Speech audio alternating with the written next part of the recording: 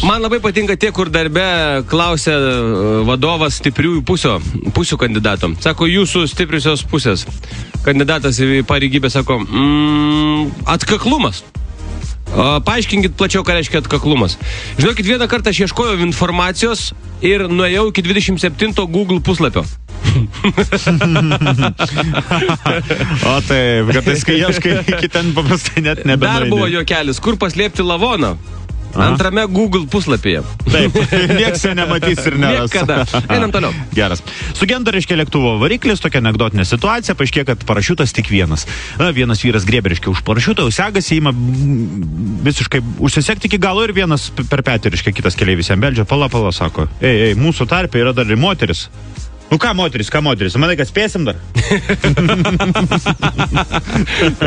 Dar vienas apie tą, ką kalbėjom čia prieš tai, apie interneto vartojimą, ypač vaikų besaikį. Klausimas, sako, kaip tavo vasaros atostogos einasi?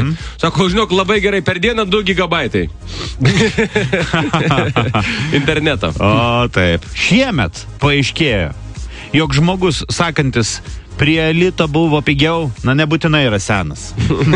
Jo, labai sužinojo ir jauni. Tiesa į akis.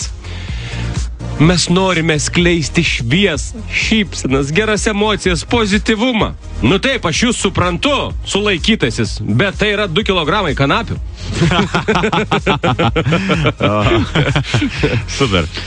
2 draugai kalbasi. Pasakyk, kas tavo draugai, aš pasakysiu, kas tu. Kas tavo draugai? Kas tu?